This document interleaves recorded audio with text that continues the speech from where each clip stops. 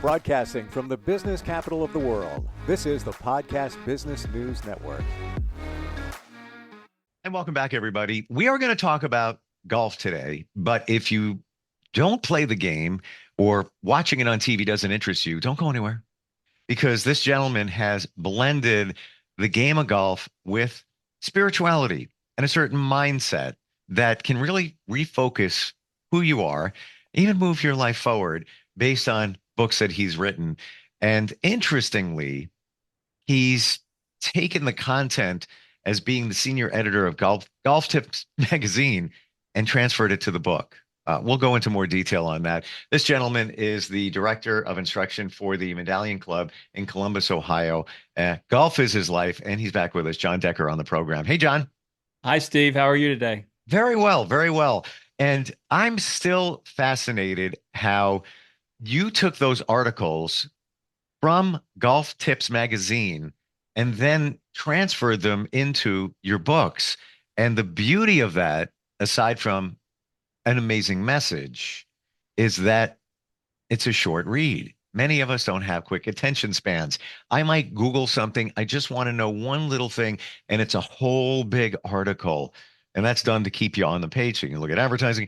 It drives me crazy. This is fantastic. It's, it's a page or two, maybe two and a half, three, of different insight of spirituality, the game of golf. Amazing. How did your journey being the senior editor of Golf Tips magazine begin? Well, Steve, it all started right after my first book, Golf is My Life, Glorifying God Through the Game, came out. I started doing a lot of podcasts. I was on Golf Talk Live, which is a podcast with Ted Odorico, and he had me on and he allowed me to promote my book. And so I got to spend some time getting to know him, and he asked me if I would like to come on a regular feature that they have called the Coach's Corner. So every week I would come on with him, and I did this for over a year. Once a month I would come on his show, and so Ted and I became really good friends. Now Ted is actually in Panama City, Florida, so we're not in the same location, but we did meet up at the PGA show and became friends. And after doing the show for his show for a couple years, he reached out to me one day and said, "I've got a great opportunity. I'm going to purchase Golf Tips magazine, and I want to make you." Wow. First of all, he asked me what I thought about it. And I said, "Man, this is a great opportunity because he has his podcast to own a magazine. Now you have that media platform, and you have the podcast as well." And so I said, "This is a great opportunity for you." And so he went ahead and purchased the magazine. He asked me later if I would be a senior editor, which basically I'm not really an editor. I'm really more of a writer. He wanted me to write golf tips in golf, be one of his the top 25 instructors that they have for Golf Tips magazine. So I was like, for me, that was a great opportunity as well, and I enjoy writing. So writing golf material is kind of more like work because that's what I do every day. And I wanted to have the golf element. Obviously, it's a golf magazine, so I need to have that element to it. But what really drives me when it comes to writing is when I get in touch with the Holy Spirit and I can write the Christian message as well. And what I'm fascinated with as a teacher of golf is taking Christianity and taking golf and combining them and also putting life experiences. So I asked Ted, I said, I'd like to have an article and I'd like to call it Fairways to Heaven. And so he decided, I said, we're going to get some backlash from this and we're going to have some people push back on it, but I really think it'll do well. And we put it out there. I wrote my first article for it, for the magazine. It went out and we did get some pushback. We had two people that said they wanted to drop their subscriptions to the magazine, but we had tons of emails that came in that were positive, that really encouraged me. And so from there, we went on, and Ted, really encouraged me after that to go ahead and pursue it. So after doing this for about a year, I was like, wow, if I take all of these articles and put them together into a book, I have a second book. And so I decided I wanted the book to be called Fairways to Heaven. I wanted the articles to come from the magazine, and I wanted the one shot at a time. That was the subtitle. And basically, I wanted to show how in the game of golf, you play one shot at a time. And in the game of life, you live one day at a time. You can't live in the past. You can't live in the present or the future. You can only live in the present. And so That's where the subtitle came in for the book. And once once I had been writing these articles for 2 to 3 years, I had plenty of material to go into the book. And then I just kind of put it in there. And when I read it from start to finish, I was like, wow, this really flows together really well. I knew that God had given me, sometimes I would write articles about things that happened in my childhood. Sometimes they were things that happened currently. But when I pieced them together chronologically, they all flowed from one chapter to the next. And Steve, you and I are cut out of the same cloth, because I am not the type of person who's going to sit down and read a novel. I'm not that kind of a reader. I like to read like more of the old USA Today bullet point, really short, concise articles. And so that's the way that's my writing style. And my writing style, again, is to have those elements in there of Christianity, golf, and life, but to do it in a way that you get the message across. And then the book will read more like a daily devotional. And that's what I'm Wow. hoping to achieve with the book. Did you, John, need to change any of the content, or are the articles exactly how they were printed in Golf Digest? Or Golf Tips Golf magazine. Tips, I'm sorry. Yes, Yeah. that's okay.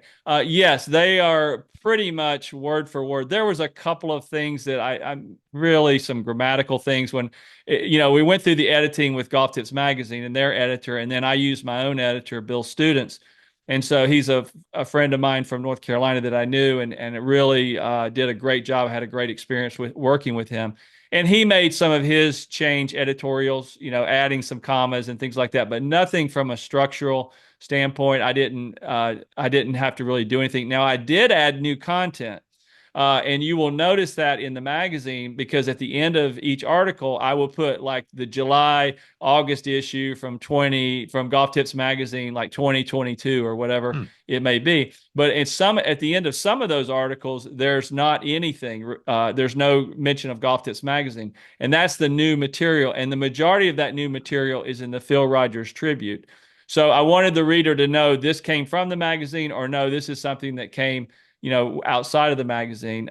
There was one article that I did write, which is the color of the green. And that one Ted did not want to put that into the magazine, but I loved it. And I knew it was going to go in the book. And so that one is in the book, but there's no mention of Golf Tips magazine for that article. Wow. Yeah. And now I see it Yes. as I'm thumbing through the book. Uh-huh. I want to go back to what you said.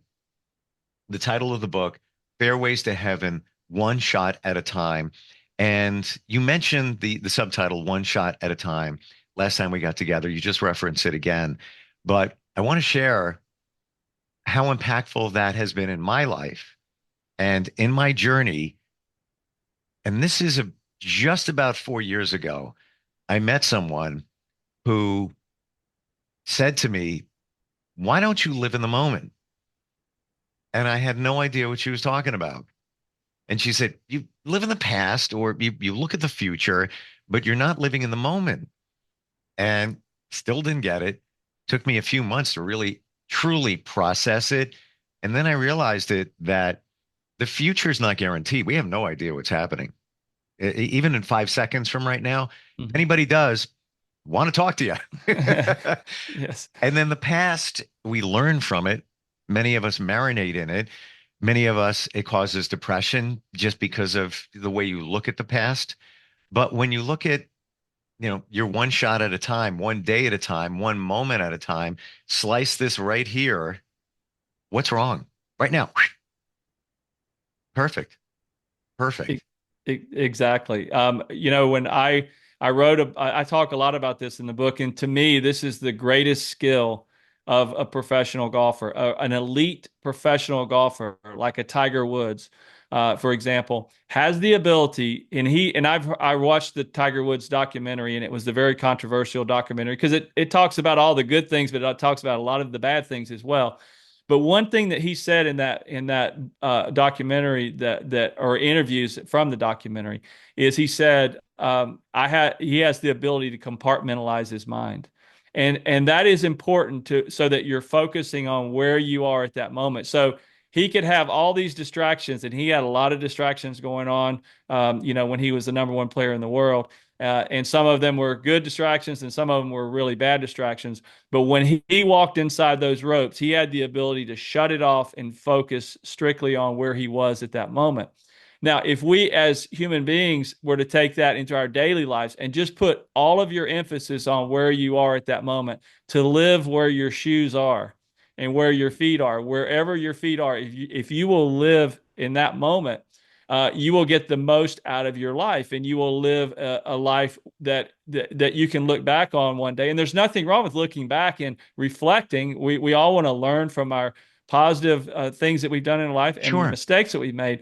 But when you're actually living the day out, is to be where you are at that moment. So if you're at work, you're focused on work. If you're with your family, you're focused on your family. If you're eating, you're focused on eating and spending time with your family. If you're worshiping, you're focused on worship. But in this world that we live in, we're distracted because we try to multitask. I see people all the time that are playing golf with their cell phones, and between shots, they're texting. And I'm like, you are not going to be a good player if Mm. that's what you're doing. And so, from a golf aspect, that's a terrible way to play. When I'm playing in tournaments, I shut my cell phone off. It goes into my bag. I don't pull it out until after my round. I don't want to look at it in the middle of the round because I might have some good news or bad news that might get my mind off of where I am. I try to live in that moment. And that's the most difficult thing to do in life. I struggle with it daily. I was just But going to ask you how you do it. well, the best way is I found through prayer and asking God to lead me in that journey, Mm. because a lot of times when you're living in the moment, you're living with God. God has you in that moment for a reason. It may not be, you may not, understand why you're where you are, but he has you in that moment. So if you're focused on that moment and you're giving your life over to the Lord, then you're going to receive more information from the Lord. You're going to receive more help from the Lord through the Holy Spirit, and you're just going to get more out of your life. Do you really feel, John, that the best players on the planet today or in our history, they harness the power of that? Like you said, Tiger Woods, Mhm. it appears that he had some, amazing ability where I'm right here. I know there's hundreds of people around me, if not thousands. There's thousands, millions watching me right now, but I'm focused on the green, the ball, and the club, what I'm doing right here. Do you feel that for those players, that's the secret sauce? Yes, and I talked extensively about this in the book. And one of my favorite quotes is from the book. And this is not a quote that I came up with, but I actually got this from a football coach at East Carolina University, where I went to school. I heard him say this in an interview, and that is, yesterday is history, tomorrow is a mystery, but today is a gift from God. And that's why we call it the present. And so if you think about the present, that is it's like a present under your tree, but you're living in the present. So that word present means a gift from God, and that's where you are at that moment. And that's where you're to live. And if you can do that, you will get the most out of your life. I also have a quote in the book, and I cannot think of the author's name, but it was Rarefied Air. And he talks about Michael Jordan. And he said Michael Jordan's greatest gift was not that he could run fast and jump high and shoot a basketball. It was that he had the ability to live in the moment. And that to me, when I watched, that was from the Last Dance documentary. I love that quote. I used it in the book, or in the Fairways to Heaven book. And so I really believe, what, like you said, having that ability, having the mental mindset. Because if you watch a football game or a baseball game or a golf tournament, pretty much all the people out there skill wise are about the same.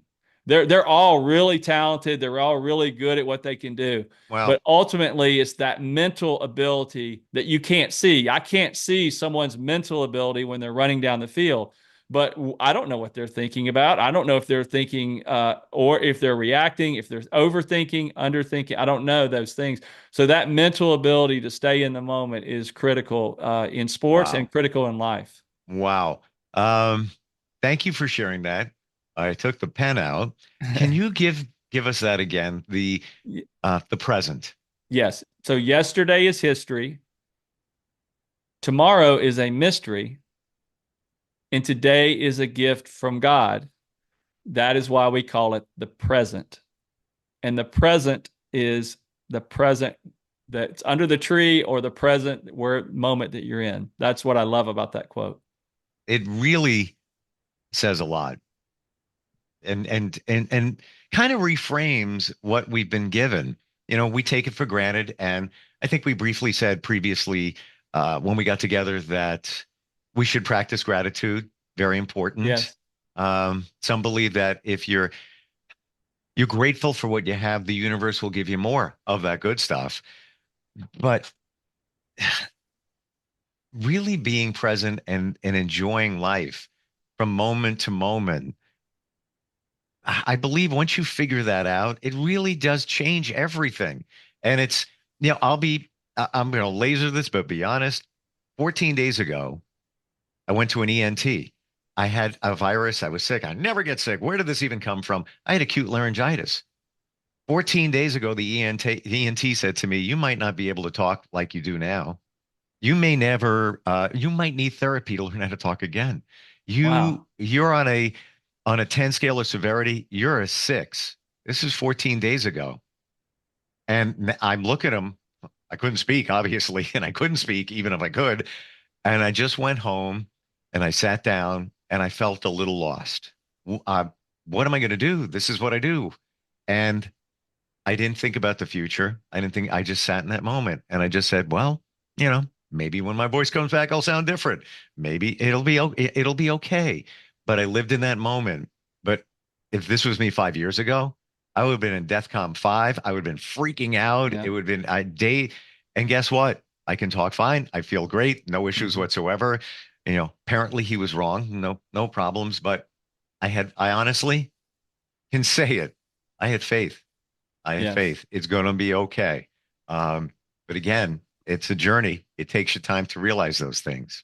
Yes, Stephen. I think I've heard this stat, but I think like 80 or 85% of the things that we worry about in life never come true. For sure. If you think about that, that's a lot. I mean, that's like a lot. 80 to 85% of the things that you think about on a daily basis that Yeah. are negative, not that they don't come true. And so when they don't, what have you done with that time? If you spent all night stewing in bed over something that could happen at work, or something that's happening in your marriage, or whatever it is that and then it never happens, you've wasted that time to rest. And so that's why whenever I have problems, the first thing I just give it to the Lord and I label it, whatever it is. I just say, Lord, I can't handle this. I need to give this to you.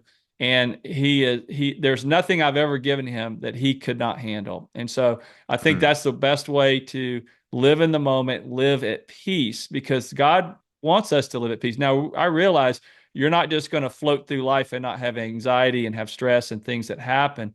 And so giving that over to the Lord is the easiest way to deal with that. How do we do that? Now, I know that's just a simple question, but I truly believe that many of us might be searching. We haven't connected with God, but we don't know how to do it. And we've been programmed where everything is in front of us. You get in your car, you're going to drive. What are you going to do? GPS. I just do what it says. I'm there, done, finished. How do you do that? You have a challenge. How do you throw it to God? What Well, what do you say? I'm going to challenge the listeners out there. This is for everyone out there that might be going through this. Is I challenge you to, if you're having questions whether there is a God or whether there's Jesus, I challenge you to say, Jesus, if you are real, I have this problem and I'm going to give it over to you. And I'm going to trust you and I'm going to give this over to you. And I'm telling you, if you do that, I'm not saying the problem would be solved in that moment, but God will find a way. And it might take a month, it might take a year, but that problem will work itself out if you turn it over to Jesus. And I'm a full believer in that. And that's the best way. And I'm not saying you're not supposed to test the Lord, but at some point you have to take that step of faith, because Sure. what I'm talking about is not a human body where it's something that's in the human realm. This is in the spiritual realm. In the spiritual realm, and I believe there's good and there's evil. And so you have to give that over. And I believe that Jesus is the Son of God, is God in human form, came to this earth, died for our sins. You turn your life, you turn your problem over to Him, and watch Him work it out. And I promise you, it will work out. Mm. And I'm a firm believer in on the universe's time. The universe, God, whatever you want to believe, Yeah. knows better than we. And that's why you got to be patient. Whatever you need, whatever you're challenged by could be fixed like that, or it could take a little bit of time, but that's why because it needs to. And to your point, John, I believe in ask for a sign, ask for a sign. I've done it. It works. It's mind blowing. It's specific. I've done it with my mom for years. She gives me support. She gives me, I'm skeptical, specific signs. Yes. I could go on 15 podcasts of what I've gotten, and it just blows my mind. But now I'm to the point where, hey, thanks, Mom. Cool. Yes. And maybe there's intervention from God as well in that. I don't know, but she was very, very faith driven. So I bet you they're working together. And I'm a Somehow. big believer in affirmations as well. I will write down affirmations of things that I want, specific things. Like one of the affirmations I wrote down, and I did this years ago, and this was when I'd come out of my divorce and I didn't have my own place. And I said, I will own my own home within the next year. And it came true. It didn't happen within the time that I wanted it to, but it did happen. And so that was an example. And every day I would read these affirmations. Yeah. And so now the other day I'd gotten to a point where I'd forgotten about it. And I looked back, and this was from years ago. This was several years ago that I was doing this. And I pulled it out, and I was able to cross off the list. I was like, yep, that came true. That came true. That hasn't come true yet. So there was a few of them on there that have still not come true, but I believe that they will come true because I'm speaking them out to the Lord. I'm giving them over to the Lord. And if there's something that's not, that God doesn't want for me to have happen in my life, maybe it's a relationship. Maybe, God, I want to marry so-and-so, or I want so-and-so to be my wife or husband. That may not be the person God wants for you to marry, but He will lead you to the person that you're supposed to be with if you're speaking those affirmations. I believe I'm a big believer in that. Yeah. And it sounds like you're describing manifestation with a spiritual connection. And to your point, you think that this is the right person for you. I believe, and it could be any situation, listen to what's inside of you, because your intuition was given to you as a gift, and a very powerful gift at that. But also, we don't know why this person might not support you like this one will. And together with this person that God may bring to you at some point in the universe's time, you together could be such a powerful couple that will help others.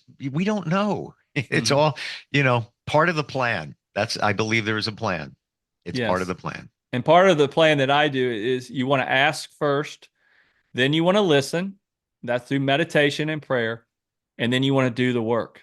God expects you to do your part as well. I don't think I can't say, I want to have $1 million in my bank account. I want to have $1 million I can't say that every day without me doing the work necessary, for that to happen. If that's not one of my, I don't have manifestations or affirmations along those lines. Sure. But if whatever it is, if it's something that you're trying to obtain, you do have to do your work as well. And I think that's important Love as it. well.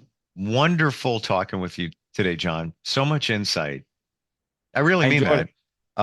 And I did write down about the present, and I'm in a men's group, and they made me the shaman. Oh, great. And I enjoy it. And most of what I share, and I'm going to be sharing this in our group chat when we get off here. That stuff I just share from people like you.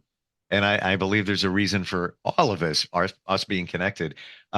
Best way to learn more about you and learn about the books is simply going to your website. Yes, my website is deckergolf.com, and the website has instructional videos on there. from all aspects of the game. But it also has information on how to, if you're interested in purchasing one of my books, an autographed copy, or if you just want to buy it on Barnes and Noble or Amazon, those links are on there as well. And the magazine, Golf Tips Magazine, they're running a special for the holidays.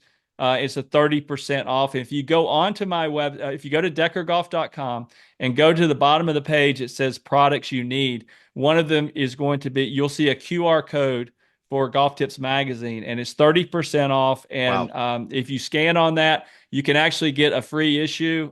So you can kind of test it out first, and then you can get 30% off if you for members. And the QR code again is right there at the bottom. So, and Awesome. the QR code is golf tip, or the promo code, excuse me, is golf tips 30. Thank you for that. They just told me we had a golf question. We Sure. have 30 seconds. I'm Sure. going to put you to the test. This is Frank, Deerfield Beach, Florida. InstantFeedbackSteve@gmail.com. He says, I recently retired, have started playing golf. How do you prevent slicing or hooking the ball? Slicing or hooking, the quickest thing that I would tell you in 30 seconds is to check your grip. If you're a slicer, most people who are slicing and hooking, they're very handsy at the bottom of their golf swing, and they have a very weak grip. And so one time they'll flip it too much and it goes way left, usually with their shorter irons. The next time they'll do it with their longer clubs, and the ball can't, or the club face can't square up, and they'll slice it to the right. So making sure that you have a good grip. And if you go to deckergolf.com under the full swing, I have videos on there to show you the grip as well.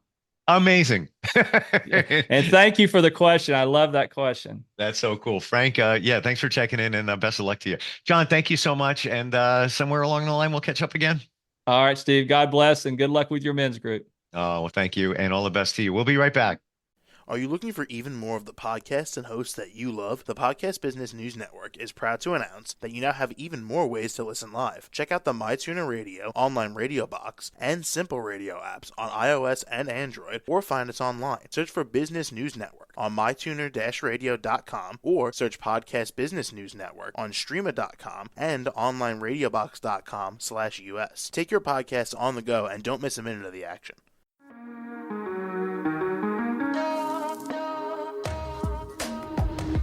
Broadcasting from the business capital of the world, this is the Podcast Business News Network. For nearly 2,000 severely injured veterans, everyday life has become filled with barriers. Day-to-day simple tasks can become pretty daunting. I have to carry my chair up 2 flights of steps or have somebody do it for me. What scares me the most is just the falling. When I'm struggling with my house, I think, to have that one great barrier just knocked down, it's crucial. Home for Our Troops is a wonderful nonprofit that builds a mortgage-free, fully adaptive, handicap-accessible house. And there's no catch. It'll be our very first home that we've ever owned. This is a game changer. This is where your life begins again. We need you to join us in completing this important mission. Please visit hfotusa.org and help build homes and rebuild lives. Because of you, everything's going to be okay.